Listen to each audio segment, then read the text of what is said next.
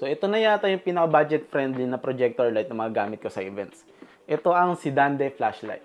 Event industry, especially sa mga debut or wedding, gamit na gamit yung mga projector lights. Kasi nakakadagdag to sa creativity ng isang photo or video. So itong Sidande flashlight, pag-uusapan natin yung mga bagay na nagustuhan ko sa kanya. Kumbaga yung pros and cons niya, pag-uusapan natin dito bilang isang review. So it's a 10 watts rechargeable flashlight na rechargeable via USB Type-C. So meron siyang 8,400 mAh battery. And based dun sa specs sa website, it can last up to 4 hours from full charge. So, hindi ko pa siya na-test kasi kabibili ko pa lang nito. Pero tingin ko, with that capacity, siguro tatagal naman talaga siya ng 4 hours. Isa pang nagustuhan ko dito, yung build quality niya. Gawa siya sa aluminum alloy. Hindi siya mukhang cheap niya. Hindi siya katulad ng mga plastic na projector flashlight na ginagamit natin for travel. Ito talaga made for for photography and videography. So may kasama rin siyang carrying pouch and gobo set. So pag binili niyo yung flashlight, may kasama siyang ganito. Meron siyang carrying pouch, then sa loob nito nandito yung silicone projector cover niya. Ito. Ayan. So dito ina-attach yung mga yung mga gobo set niya or parang mga bala niya. So pakita ko yung mga bala. So may mga ganito siyang kasama. So may iba't ibang shape siya. Depende na lang sa kung anong trip niyo talaga. Ayan. Ito parang blinds. Ito rectangle lang. Usually ginagamit ito sa mga details. Meron din siyang heart. Kung gusto niyo yan. Ito isa sa mga common na set. Bintana. Ayan. All in all, meron siyang 20 na na shapes na pwede niyo pagpilian. Ayan. Ayan siya. Ganyan siya karami. Ayan. So, isa sa pinaka nagustuhan ko sa kanya is yung portability niya. Bilang isang solo videographer sa mga events, mas madalas kasi solo ako eh. So, napaka-importante sa akin na portable yung mga gamit ko. It takes up very little space sa bag ko or sa motorcycle compartment ko. Kasi, isipin nyo na lang, ito lang yung dala nyo. Ayan. So, yung gantong kalaking pouch, sigurado naman ako kasyang-kasya to sa bag nyo. So, ang dadaling mo na lang is isang portable din na light stand. So, madali lang din siya i-operate. Meron siyang knob dito. Nandito na yung pinaka-control niya. So, long press mo lang siya para magbukas. Ayan. So, open na siya. So, short press para mag-iba yung ilaw. Ayan. Meron siyang red. Meron siyang orange, blue, and warm white. Ito yung warm white. Tapos long press ulit para i-off. So, regarding sa ilaw niya, hindi siya bicolor.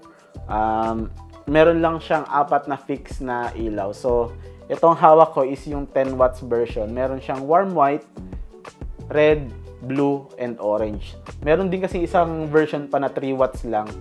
Yun naman, I believe meron siyang warm white, tapos red, and blue lang yata.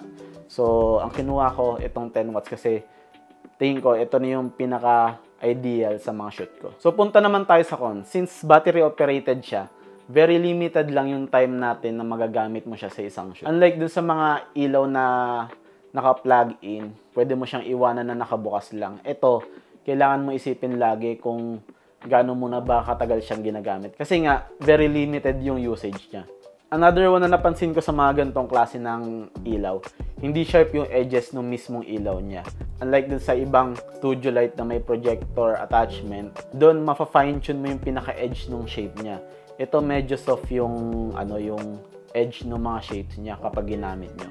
Pero goods na good siya. Kumbaga, para sa akin hindi siya big deal kung hindi sharp yung edges nung pinaka-pino-project niyang ilaw. Another con is yun nga, hindi siya bicolor, so hindi mo siya matitimpla. Kumbaga, fix lang na 4 yung settings niya sa ilaw. So, warm white, orange, blue, and red. Ang nakikita kong madalas kong gagamitin dito is yung warm white kasi yun yung usual na tinitimpla natin sa mga ilaw natin pag nag-shoot. And lastly, 10 watts lang siya. Siguro sa iba con siya, pero sa akin hindi naman siya super deal breaker kasi usually pag gumagamit naman kami ng mga ilaw, dinadial down din namin sa mababang intensity. So sa tingin ko, yung 10 watts na yon, sapat na yon para sa mga pinaggagamitan namin or sa mga shoot na ginagawa namin. So final thoughts ko dito, siguro magagamit ko siya sa mga shoot.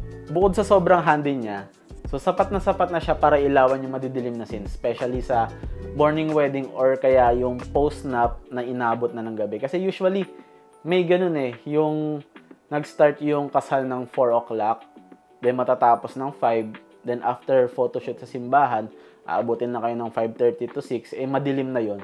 So, sobrang magagamit nyo to. Isa yun sa pinakadahilan kung bakit ko binili tong flashlight na to.